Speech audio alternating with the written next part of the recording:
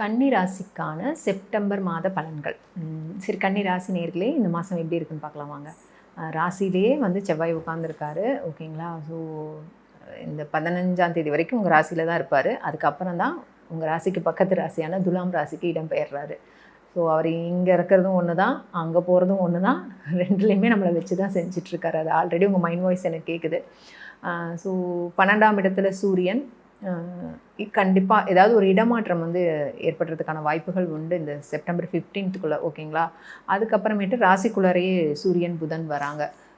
கட்டாயம் வந்து உறவினர்கள்கிட்ட நட்பு பாராட்டுங்க. தேவையில்லாத வாக்குவாதங்கள் இதெல்லாம் வந்து தவிர்த்துருங்க. என்னை பொறுத்த வரைக்கும் உறவுகள் ரொம்ப முக்கியம். சரிங்களா? நம்ம எமோஷ்னலில் வேணால், கோபத்தில் வேணால், இல்லை மனுஷன் தனியாக இருக்கிறதே நிம்மதி அப்படி இப்படின்னு வேணால் பேசலாம். கட்டாயம் உறவுகளோடு வாழ்கிறது தாங்க ஒரு நல்ல வாழ்க்கை. என்ன இது பண்ணாலும் கொஞ்சம் அனுசரித்து போங்க. ஓகேங்களா? ஸோ அப்படியே தூக்கி போட்டோம் அப்படின்ற மாதிரிலாம் இருக்காதீங்க.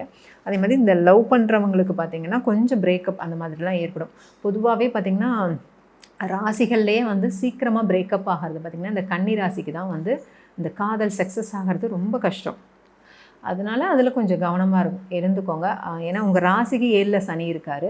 ஆல்ரெடி உங்களுக்கு பிரேக்கப் ஆகிருக்கலாம். அதே மாதிரி வேலையிலேருந்து தூக்குற மாதிரியான நிலை ஏற்படலாம். சரிங்களா? அதனால் இது எல்லாத்துலேயுமே கொஞ்சம் அவேர்னஸாக நீங்கள் இருந்துக்கிறது நல்லது.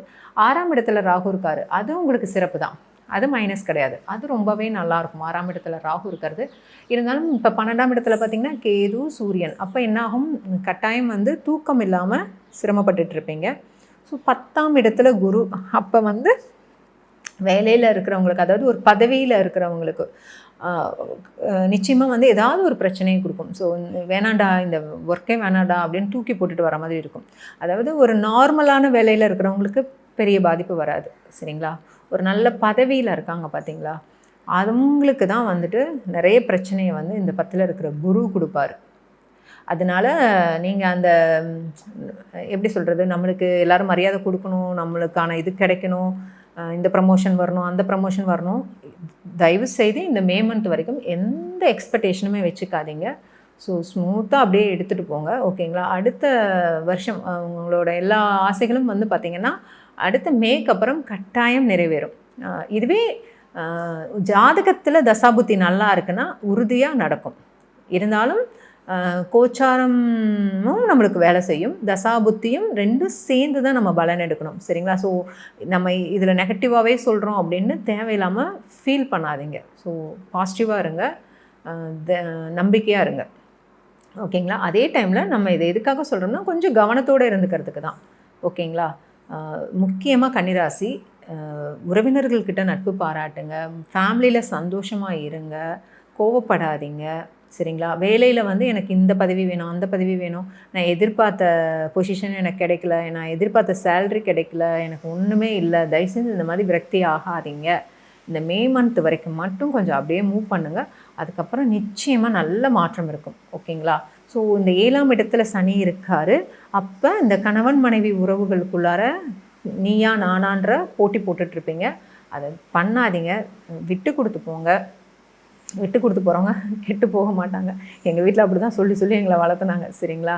ஸோ கட்டாயம் விட்டு கொடுத்து போங்க, ரொம்ப நல்லாயிருக்கும். பிரச்சனை பெருசாகாது, ஈஸியாக நம்ம மூவ் ஆன் ஆயிடலாம். ஓகே? கட்டாயம் உறவுகள் முக்கியம். ஸோ உறவினர்கள்கிட்ட நட்பு பாராட்டிட்டுருங்க. நீங்கள் வந்து முக்கியமாக என்ன பண்ணலாம் அப்படின்னா, கன்னிராசியில் பிறந்தவர்கள் பார்த்திங்கன்னா இந்த ஹஸ்த நட்சத்திரத்தில் பிறந்தவங்க எழுந்திரிச்சோனையுமே உங்களோட உள்ளங்கைகளை மட்டும் பார்த்துட்டு வாங்க. வேறு ஒன்றும் பெருசாக பண்ண வேணாம். உங்கள் உள்ளங்கைகளை பார்த்திங்கனாலே போதும். உங்கள் நட்சத்திரமே அங்கே தான் இருக்குது. சரிங்களா? ஹஸ்த நட்சத்திரத்துக்கான சின்னமே வந்து கை சின்னம் தான். ஸோ அதனால் உங்கள் உள்ளங்கை பாருங்கள், அந்த நாளே வெற்றி நாளாக உங்களுக்கு இருக்கும். ஓகே? அதே போல் இதில் நான் சிம்மத்துக்கு சொன்ன மாதிரி தான் உத்திர நட்சத்திரத்தில் பிறந்தவங்க மாதுளம்பழம் எடுத்துக்கோங்க. அதே ஐயப்பன் வழிபாடு, இந்த புலி மேல் ஐயப்பன் இருப்பார் இல்லைங்களா, அந்த மாதிரி ஒரு ஃபோட்டோ வாங்கி வச்சு கூட நீங்கள் வழிபாடு பண்ணுங்கள். இல்லை வீட்டுக்கு பக்கத்தில் இருக்கிற ஐயப்பன் கோயிலுக்கு வந்து போயிட்டு வாங்க, ரொம்ப நல்லது. அடுத்து பார்த்திங்கன்னா சித்திரை நட்சத்திரம்.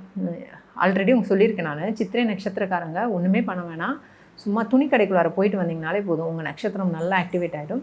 ஸோ ஃபுட்டில் பார்த்திங்கன்னா பப்பாளி பழம், சாத்துக்குடி இதெல்லாம் வந்து எடுத்துக்கோங்க. பப்பாளி, சாத்துக்குடி அதிகமாக எடுத்துகிட்டு வந்தீங்கனாலே பொதுவாக பார்த்திங்கன்னா இந்த சித்திரை நட்சத்திரத்தில் பிறந்தவங்களுக்கு மேக்ஸிமம் வந்து கொஞ்சம் ட்ரை ஸ்கின்னாக இருக்கும். ஸோ அதுக்காக தான் இந்த ஃப்ரூட். ஓகேங்களா? ஸோ இந்த பழத்தை வந்து உணவில் எடுத்துக்கோங்க. நல்ல தெய்வ வழிபாடு பண்ணுங்கள். ஓகே, பண்ணிவிட்டு ஹாப்பியாக இருங்க. எதுவும் போட்டு மனசை போட்டு கஷ்டப்படுத்திக்காதீங்க. கன்னி ராசிக்கான செப்டம்பர் மாத பலன்கள். சரி, கன்னி ராசி நேயர்களே இந்த மாதம் எப்படி இருக்குன்னு பார்க்கலாம் வாங்க. ராசியிலேயே வந்து செவ்வாய் உட்காந்துருக்காரு. ஓகேங்களா? ஸோ இந்த 15ஆம் தேதி வரைக்கும் உங்கள் ராசியில் தான் இருப்பார். அதுக்கப்புறம் தான் உங்கள் ராசிக்கு பக்கத்து ராசியான துலாம் ராசிக்கு இடம் பெயர்றாரு. ஸோ அவர் இங்கே இருக்கிறதும் ஒன்று தான், அங்கே போகிறதும் ஒன்று தான். ரெண்டுலேயுமே நம்மளை வச்சு தான் செஞ்சிட்ருக்காரு. அது ஆல்ரெடி உங்கள் மைண்ட் வாய்ஸ் எனக்கு கேட்குது. ஸோ 12ஆம் இடத்துல சூரியன். கண்டிப்பாக ஏதாவது ஒரு இடமாற்றம் வந்து ஏற்படுறதுக்கான வாய்ப்புகள் உண்டு இந்த செப்டம்பர் 15க்குள்ளே. ஓகேங்களா? அதுக்கப்புறமேட்டு ராசிக்குள்ளாரையே சூரியன் புதன் வராங்க. கட்டாயம் வந்து உறவினர்கள்கிட்ட நட்பு பாராட்டுங்க. தேவையில்லாத வாக்குவாதங்கள் இதெல்லாம் வந்து தவிர்த்துருங்க. என்னை பொறுத்த வரைக்கும் உறவுகள் ரொம்ப முக்கியம். சரிங்களா? நம்ம எமோஷ்னலில் வேணால், கோபத்தில் வேணால், இல்லை மனுஷன் தனியாக இருக்கிறதே நிம்மதி அப்படி இப்படின்னு வேணால் பேசலாம். கட்டாயம் உறவுகளோடு வாழ்கிறது தாங்க ஒரு நல்ல வாழ்க்கை. என்ன இது பண்ணாலும் கொஞ்சம் அனுசரித்து போங்க. ஓகேங்களா? ஸோ அப்படியே தூக்கி போட்டோம் அப்படின்ற மாதிரிலாம் இருக்காதீங்க. அதே மாதிரி இந்த லவ் பண்ணுறவங்களுக்கு பார்த்திங்கன்னா கொஞ்சம் பிரேக்கப் அந்த மாதிரிலாம் ஏற்படும். பொதுவாகவே பார்த்திங்கன்னா ராசிகள்லேயே வந்து சீக்கிரமாக பிரேக்கப் ஆகிறது பார்த்திங்கன்னா இந்த கன்னி ராசிக்கு தான் வந்து இந்த காதல் சக்ஸஸ் ஆகிறது ரொம்ப கஷ்டம். அதனால் அதில் கொஞ்சம் கவனமாக இருந்துக்கோங்க. ஏன்னா உங்கள் ராசிக்கு 7ல் சனி இருக்கார். ஆல்ரெடி உங்களுக்கு பிரேக்கப் ஆகிருக்கலாம். அதே மாதிரி வேலையிலேருந்து தூக்குற மாதிரியான நிலை ஏற்படலாம். சரிங்களா?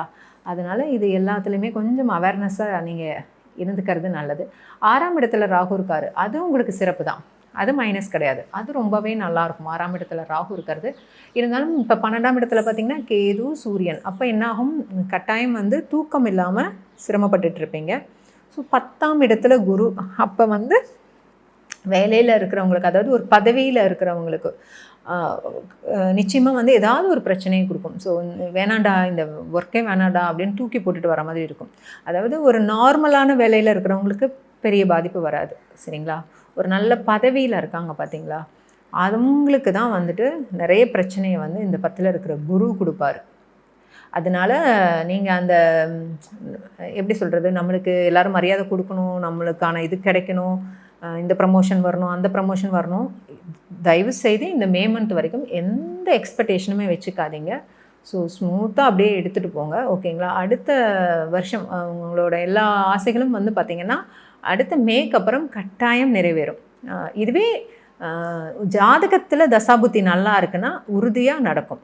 இருந்தாலும் கோச்சாரமும் நம்மளுக்கு வேலை செய்யும், தசாபுத்தியும் ரெண்டும் சேர்ந்து தான் நம்ம பலன் எடுக்கணும். சரிங்களா? ஸோ நம்ம இதில் நெகட்டிவாகவே சொல்கிறோம் அப்படின்னு தேவையில்லாமல் ஃபீல் பண்ணாதீங்க. ஸோ பாசிட்டிவாக இருங்க, நம்பிக்கையாக இருங்க. ஓகேங்களா? அதே டைமில் நம்ம இதை எதுக்காக சொல்கிறோம்னா கொஞ்சம் கவனத்தோடு இருந்துக்கிறதுக்கு தான். ஓகேங்களா? முக்கியமாக கன்னிராசி உறவினர்கள்கிட்ட நட்பு பாராட்டுங்க, ஃபேமிலியில் சந்தோஷமாக இருங்க, கோவப்படாதீங்க. சரிங்களா? வேலையில் வந்து எனக்கு இந்த பதவி வேணும், அந்த பதவி வேணும், நான் எதிர்பார்த்த பொசிஷன் எனக்கு கிடைக்கல, நான் எதிர்பார்த்த சேல்ரி கிடைக்கல, எனக்கு ஒன்றுமே இல்லை, தயவுசெய்து இந்த மாதிரி விரக்தி ஆகாதீங்க. இந்த மே மந்த் வரைக்கும் மட்டும் கொஞ்சம் அப்படியே மூவ் பண்ணுங்கள். அதுக்கப்புறம் நிச்சயமாக நல்ல மாற்றம் இருக்கும். ஓகேங்களா? ஸோ இந்த 7ஆம் இடத்துல சனி இருக்கார். அப்போ இந்த கணவன் மனைவி உறவுகளுக்குள்ளார நீயா நானான்ற போட்டி போட்டுட்ருப்பீங்க. அதை பண்ணாதீங்க, விட்டு கொடுத்து போங்க. விட்டு கொடுத்து போகிறவங்க கெட்டு போக மாட்டாங்க. எங்கள் வீட்டில் அப்படி தான் சொல்லி சொல்லி எங்களை வளர்த்துனாங்க. சரிங்களா? ஸோ கட்டாயம் விட்டு கொடுத்து போங்க, ரொம்ப நல்லாயிருக்கும். பிரச்சனை பெருசாகாது, ஈஸியாக நம்ம மூவ் ஆன் ஆயிடலாம். ஓகே, கட்டாயம் உறவுகள் முக்கியம். ஸோ உறவினர்கள்கிட்ட நட்பு பாராட்டிட்டுருங்க. நீங்கள் வந்து முக்கியமாக என்ன பண்ணலாம் அப்படின்னா, கன்னிராசியில் பிறந்தவர்கள் பார்த்திங்கன்னா இந்த ஹஸ்த நட்சத்திரத்தில் பிறந்தவங்க எழுந்திரிச்சோனையுமே உங்களோட உள்ளங்கைகளை மட்டும் பார்த்துட்டு வாங்க. வேறு ஒன்றும் பெருசாக பண்ண வேணாம். உங்கள் உள்ளங்கைகளை பார்த்திங்கனாலே போதும். உங்கள் நட்சத்திரமே அங்கே தான் இருக்குது. சரிங்களா? ஹஸ்த நட்சத்திரத்துக்கான சின்னமே வந்து கை சின்னம் தான். ஸோ அதனால் உங்கள் உள்ளங்கை பாருங்கள், அந்த நாளே வெற்றி நாளாக உங்களுக்கு இருக்கும். ஓகே, அதே போல் இதில் நான் சிம்மத்துக்கு சொன்ன மாதிரி தான் உத்திர நட்சத்திரத்தில் பிறந்தவங்க மாதுளம்பழம் எடுத்துக்கோங்க. அதே ஐயப்பன் வழிபாடு, இந்த புலிமேல் ஐயப்பன் இருப்பார் இல்லைங்களா, அந்த மாதிரி ஒரு ஃபோட்டோ வாங்கி வச்சு கூட நீங்கள் வழிபாடு பண்ணுங்கள். இல்லை வீட்டுக்கு பக்கத்தில் இருக்கிற ஐயப்பன் கோயிலுக்கு வந்து போயிட்டு வாங்க, ரொம்ப நல்லது. அடுத்து பார்த்திங்கன்னா சித்திரை நட்சத்திரம். ஆல்ரெடி உங்களுக்கு சொல்லியிருக்கேன் நான், சித்திரை நட்சத்திரக்காரங்க ஒன்றுமே பண்ண வேணாம், சும்மா துணி கடைக்குள்ளார போயிட்டு வந்தீங்கனாலே போதும், உங்கள் நட்சத்திரம் நல்லா ஆக்டிவேட் ஆகிடும். ஸோ ஃபுட்டில் பார்த்தீங்கன்னா பப்பாளி பழம், சாத்துக்குடி இதெல்லாம் வந்து எடுத்துக்கோங்க. பப்பாளி, சாத்துக்குடி அதிகமாக எடுத்துகிட்டு வந்தீங்கனாலே பொதுவாக பார்த்திங்கன்னா இந்த சித்திரை நட்சத்திரத்தில் பிறந்தவங்களுக்கு மேக்ஸிமம் வந்து கொஞ்சம் ட்ரை ஸ்கின்னாக இருக்கும். ஸோ அதுக்காக தான் இந்த ஃப்ரூட், ஓகேங்களா? ஸோ இந்த பழத்தை வந்து உணவில் எடுத்துக்கோங்க. நல்ல தெய்வ வழிபாடு பண்ணுங்கள், ஓகே? பண்ணிவிட்டு ஹாப்பியாக இருங்க, எதுவும் போட்டு மனசை போட்டு கஷ்டப்படுத்திக்காதீங்க.